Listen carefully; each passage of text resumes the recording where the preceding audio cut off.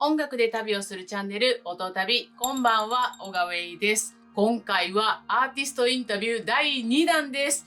やったー、嬉しい。今回インタビューするのはメトロポリタンプロジェクトという名義で活動するニューヨーク在住のアーティストイアンです。去年の12月にオスティナートというアルバムをリリースしたばかりのイアンで、本当に素晴らしいアンビエントミュージックなんです。彼はモジュラシンセサイザーを使って楽曲制作をしていて、今回のインタビューでは途中でデモのようなものも見せてもらおうかと思っています。ぜひ楽しんでください。Nice So to many meet you.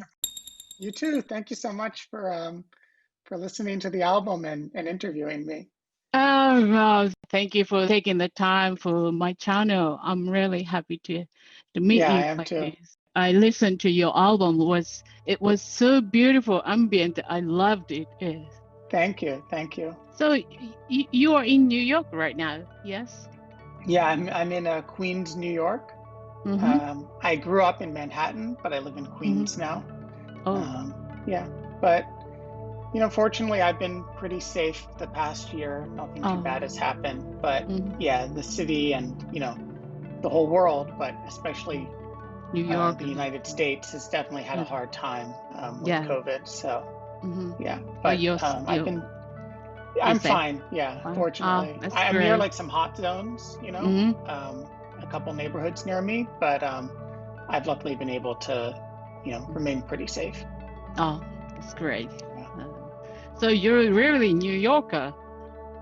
You're Yeah, from thoroughbred New wow. Yorker, born and raised in Lower Manhattan. Wow. Yeah. Oh. So I love this city. I've been here my whole life. You always in New York, or you go out other country? I lived in Boston when I went to college. I went to university in Boston, and then I lived there for a few years after I graduated. And then I moved back to New York in 2015.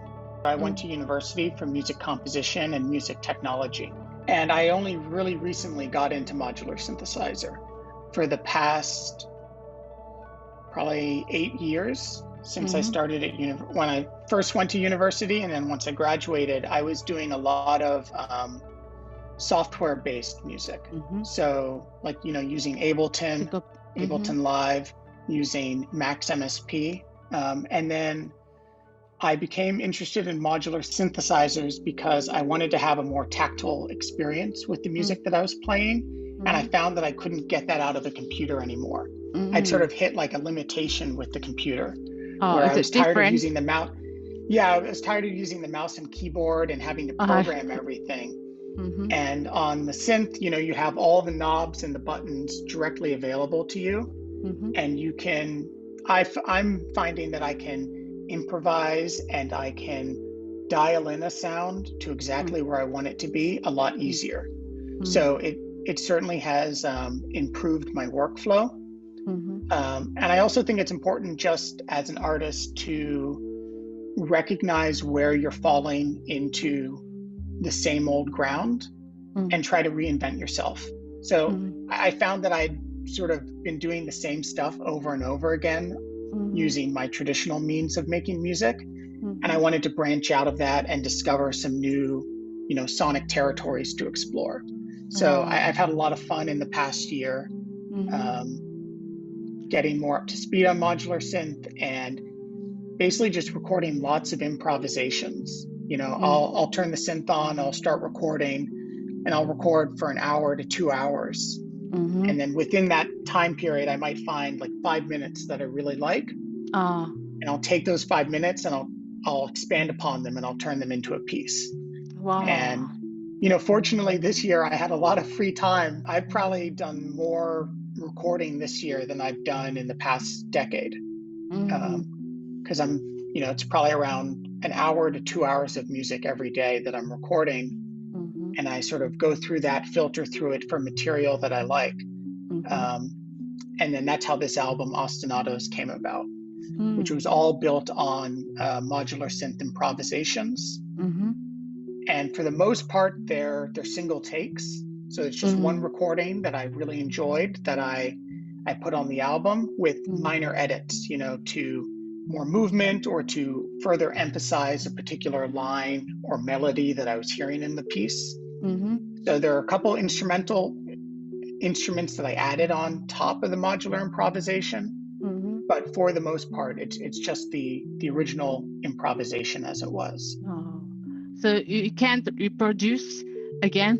Oh, how can I say the track? No, so that's the other thing that I'm finding that I enjoy a lot more about modular synth is on the computer, I can save same things, patch, or I can save a project and I can open it and it's always going to be the same thing.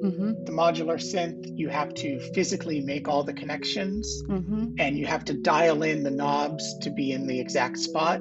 And so, you know, even if I take a photo and I record every single position that I had the synth set up in, once I unpatch the synth, I'm going to have a very difficult time reconstructing it. Oh, you need patience to use a modular synthesizer if you want to create what you want. So you need experience, many, I think. Yeah, and in that way, that's what I'm enjoying, where it's more like an instrument. You need to spend a lot of time understanding how the system responds to certain things. Yeah, I think you're right. There's a lot of patience that comes into it because sometimes you're not getting what you want. But the other nice thing is there's a lot of unexpectedness. I might just be playing around for an hour without thinking too hard about what exactly I'm looking for. So it's more like a discovery experience where you're just playing around and you're exploring different sounds, and then eventually you just hear, you know, sometimes it's just like a little rhythm or it's a little tone that really excites you. There's just one little element that you like a lot and you try to expand it and make a piece around it. Did you play some instrument before your university? Like most people, I learned guitar. And I started off sort of when I was a teenager learning guitar and in various bands, but also just recording music on my own at home, like in my bedroom. And so already you create a music. I was doing a lot of recording before I even went to university. So before I was doing modular synth, I was using lots of field recordings, which is when I go out and with a field recorder and like a portable recorder, and you record sounds. So, I'd record sounds around the city, or I'd go to a wilderness location and I would record natural sounds in the wild. And then I would bring those into Ableton or Max MSP, and I'd manipulate those sounds and I'd sort of try to compose pieces out of them.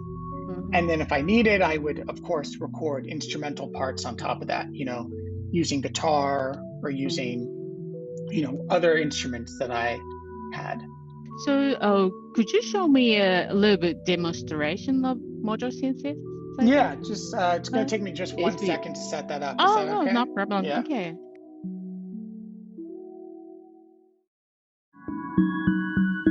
So here's an example of a patch that I'm currently working on.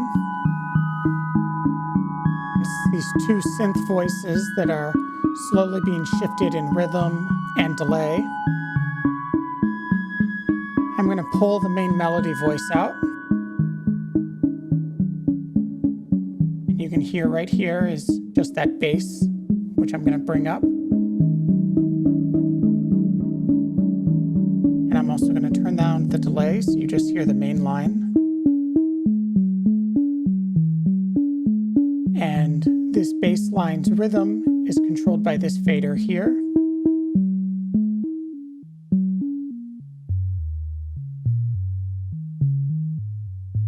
And that fader is a subdivision of the tempo that I'm sending. The tempo is being controlled by this module right here. And I'm constantly shifting the tempo. So the tempo is speeding up and the tempo is slowing down. And the bass line is dividing or multiplying itself by that tempo.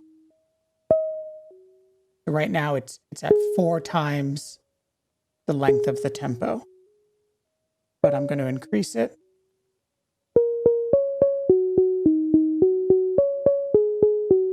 And now you hear it's plucking along faster than the delay is, which I'll bring back in.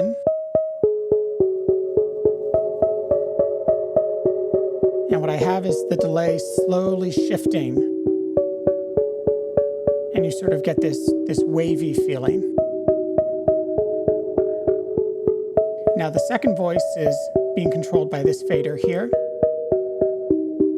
And I'm going to bring it back into the fold. And as you can see, it's going to be faster than the bass line. It's blinking away at a faster rate.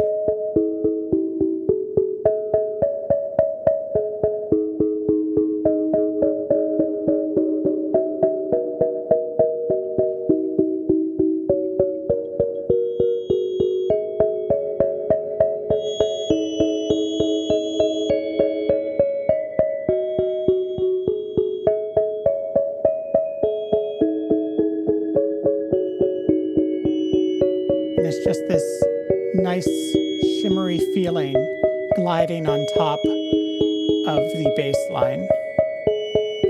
And I can slow it down.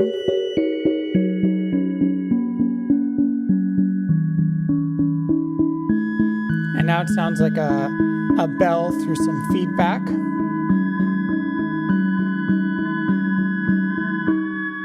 And you hear there the tempo just shifted and everything slowed down in speed. And this is because I have other elements in the patch that are controlling tempo, delay, feedback amount, tone on the synths. And so everything is sort of pulsing away at its own rate, which means that over time, elements weave in and out of each other, and what are a series of very simple patterns are offset against each other and phased against each other so that this patch can run for hours and constantly be shifting in the music that it's generating.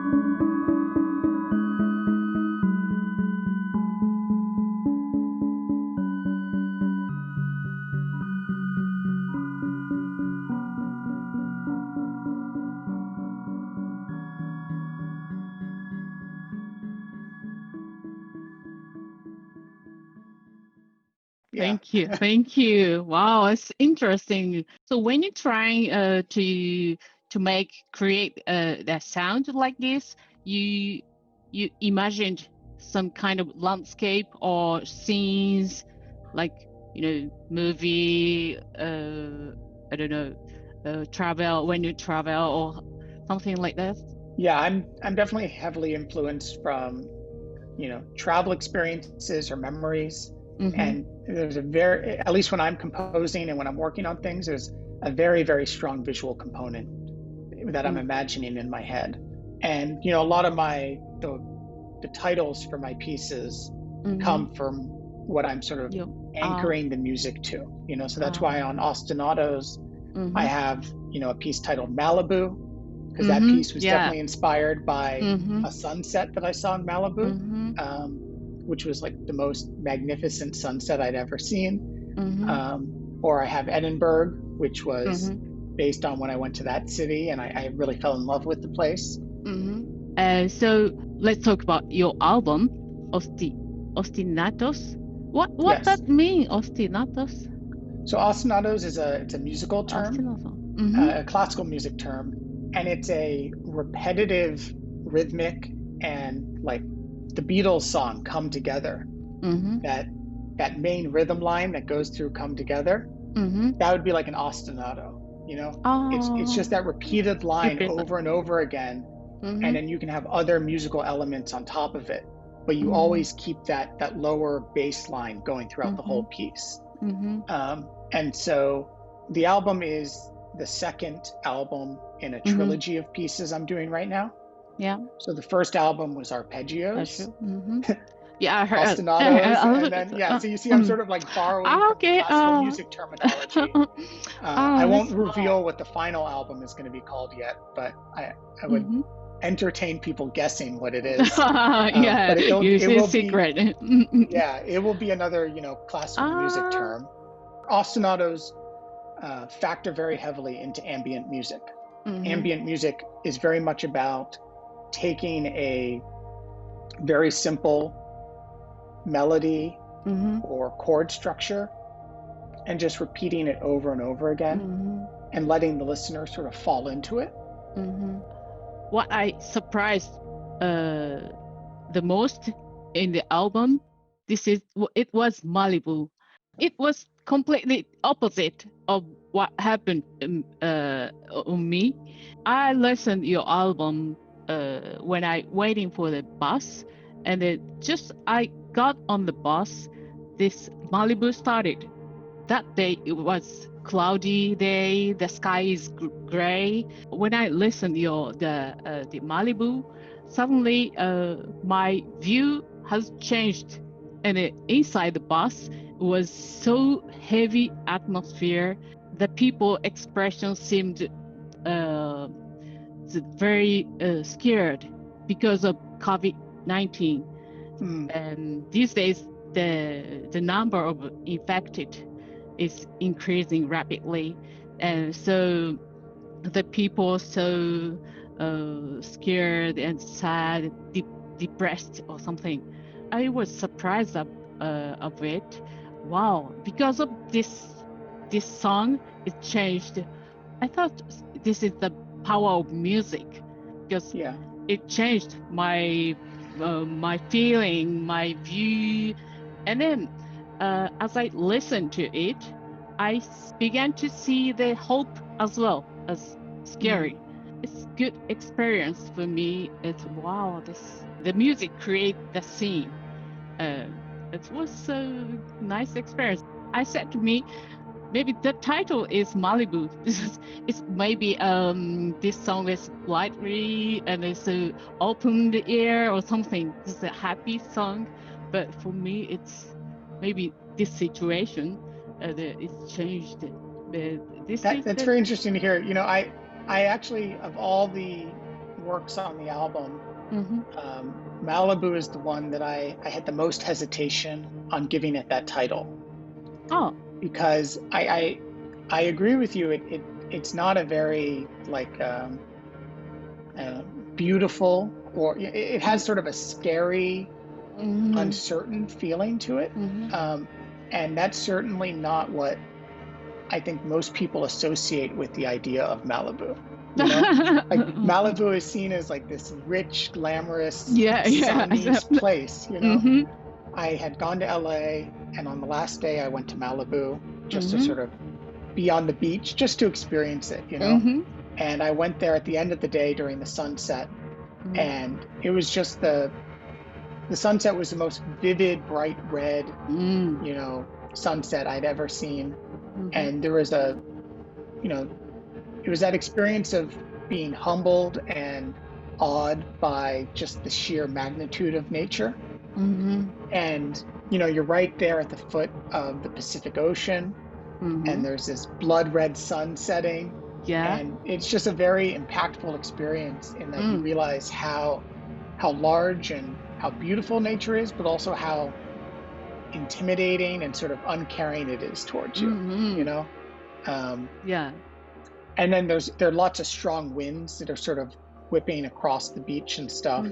And so on the piece, I was trying to mimic that feeling of, you know, if the sky could vocalize itself and it came down on you, it wouldn't sound like a single chord or a single tone. The wind would sort of flurry it around you, and it would pulsate away from you and towards you.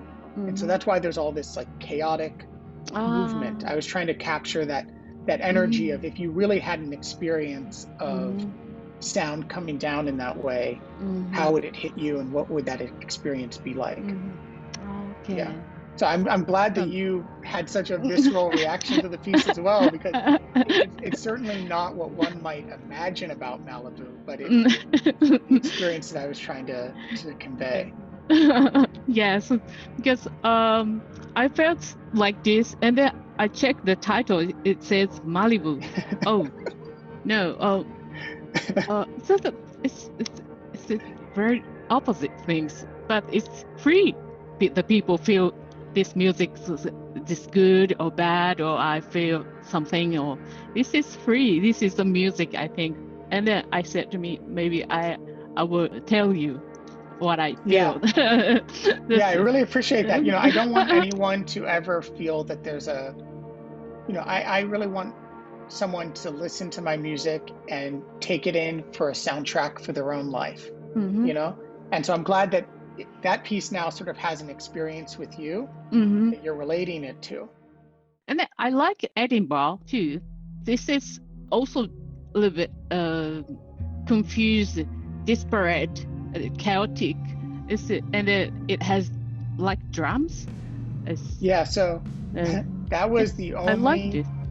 Thank you. Yeah. That was the only piece on the album that has almost no modular synth.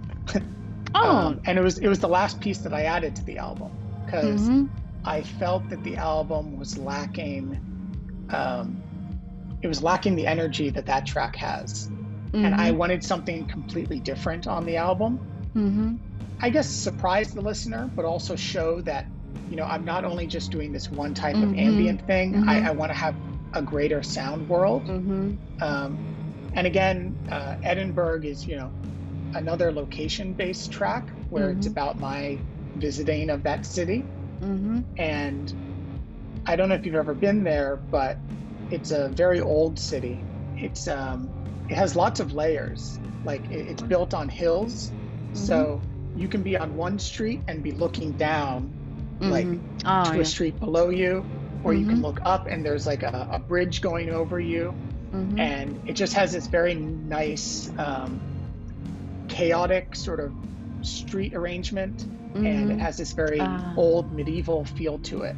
And so that piece was just sort of trying to capture this that just like the old timey medievalness of that city. For me, first I listened to your album. I said to me, let's go for a walk outside. And then I imagined many kind of landscape of scenes. And then I took a good walk. It's good quality. It's really good when you walk with this music. Thank you. I'm really glad to hear that. That's how you chose to experience the album. That would be my ideal way of presenting it to someone. It's not. I don't really view my music as something that you're going to put on a Sunday morning in your living room and sort of drink coffee while listening to the music or something. I really think my music is best experienced while you're actively out in the world, as you said, like on a walk or something, or maybe you're on a train, you're traveling somewhere. I think I'm trying to come along with you on a journey, and the music is providing an undertow for you to experience that journey. So I'm really happy to hear that you went for a walk and you had some sort of experience on it, because it was really good when I walked. That's awesome. I recommend the people. Yes, please. Let's go. Buy a pair of shoes and then go for a nice long walk and listen to my album. And drifting toward a center, it's really good for a walk. It was in a park I walked, and then with the trees, and then it's my walk, the quality is getting high. It's very good. Thank you. That piece as well was that was a very long process of making that piece work, because it's based on an improvisation of the modular synth, and it required a lot of editing. I had to do a lot of editing to get it into the structural arrangement that you hear in the recording. And again, that piece, like the sort of modular example I was playing before, it's lots of slightly shifting rhythms, which can lead to a lot of awkwardness sometimes. And so there was a lot of balancing, lots of elements going on in the piece, so that you as the listener, I did want to have that feeling of like drifting on an open ocean, just randomly, but coherent enough that you could relax into the experience. And so that's one of the challenges with having lots of density and lots of changes in the music, is it's harder for the listener to relax into that. And so that work took a lot. And honestly, a lot of times when I'm working on a piece, I'll work on it, and then I can't really know if I've done something correct until I put it on like my iPhone, and I have to go out for a walk, and I have to listen to it while I'm walking around to see if it works. So that's often how I do the final like approval process on my tracks. Is I put it on a playlist, and then I go for a walk, and that's also how I sequence the album as well.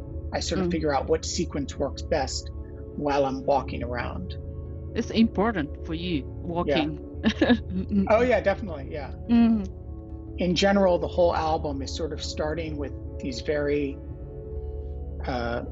real things. So like a horse or wildlife, you know, these very concrete ideas. Yeah. And it moves more towards fantasy and imagination, which is, I think, sort of what happens when you're on a walk, you know? You start off with concrete thoughts in your head, like I've just left my house, I need to walk over here, there's a stoplight, and then at a certain point in the walk you just get totally absorbed in your own thoughts. And you're not focusing anymore on the environment that you're in. You know, it's really an internal experience even though you're outside. And so that's what the progression of the album is set up to be as well. Yeah, exactly what I experienced. I did, just like Malibu. Finally, the end, I see the hope. Because first I saw the people's expression, sad atmosphere. I felt I see just the real things, but maybe the end of this track, I see the hope, and I didn't care about the people. I have a question. The Metropolitan Project is what is the project?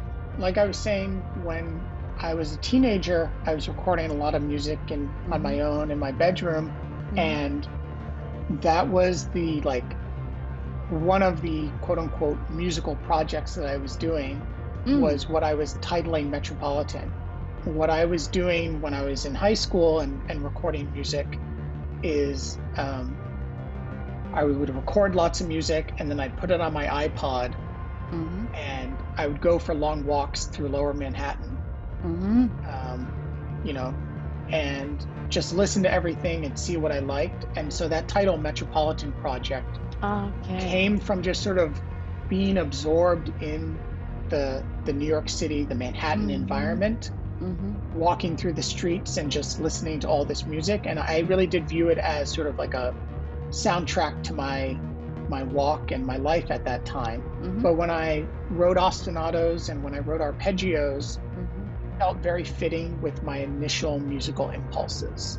And so to sort of reflect that and to honor that, I went back to that name for the projects that I was using back in high school, which is Metropolitan Project. Wow, this is a beautiful story. I like this. Thanks. You're basic. Yeah. So, the last question is, do you have any plan to the next? I definitely have the third album under the works. You know, it's in work right now, and I'm trying to figure out exactly the final direction that it's going to go in. But I have lots of demos ready for it right now. You know, Ostinatos had probably like 60 demos, 60 tracks that I could have used on the album. And I narrowed it down to what's on the release. And so the final album as well, I have a lot of material recorded for it. And it's now that process of I put it on my iPod and I go out for a walk and I listen to everything and I start to filter through what is speaking to me and what do I want to emphasize. So that's definitely an album that I'm working on right now. But I also have a few other side albums, you could say, that I'm working on as well. It's Metropolitan Project or your it's name? Gonna be Metropolitan. Yeah, it's gonna be Metropolitan Project. In I think May last year, I released an album of field recordings of New York City. So just field recordings. I released that under my name. And I'm thinking of doing a second album of field recordings in like the post-COVID world. I think that'll be a very interesting juxtaposition of New York before COVID-19 and New York after COVID-19. Because there's such a big change in sort of how the city is going to sound. Yeah, I would say probably in March is when I'm thinking of releasing my next album. Wow. It won't be the sequel to Ostinatos, but it'll sort of be like a side album. Yeah. It's nice to know that the album is living on in other people's minds and heads, not just my own. Yeah. I'm glad to hear that. Oh, thank you for the time. I'm really happy. It was great time. Yes, thank you so much. I really, really appreciate it. And your questions really are good. They made me think a lot about the album. So thank you so much. So good luck for your music, and looking for the next the side album and the new album also. Yeah, I'm excited to share them. Thank you so much. Have a good day. Thank you very much. Or have a good night. Have a good day for you. Thanks. Thank you. Bye-bye. はい、ということでメトロポリタンプロジェクトのインタビューでございました。いかがでしたでしょうか。このアルバムは本当に外に出て聴くのがいいと思います。今までと違った景色が見えたり、新しい感情が生まれたりとか、すごいいろんな体験ができるアルバムやなと思います。もちろんチルアウトにもいいです。下にバンドキャンプのリンクを貼っておくので、よかったら聴いてみてください。最後まで見てくれてありがとう。チャンネル登録してもらえたら嬉しいです。下のいいねボタンもお願いします。またお会いしましょう。バイバイ。チャンネル登録、そしてグッドボタンをお願いします。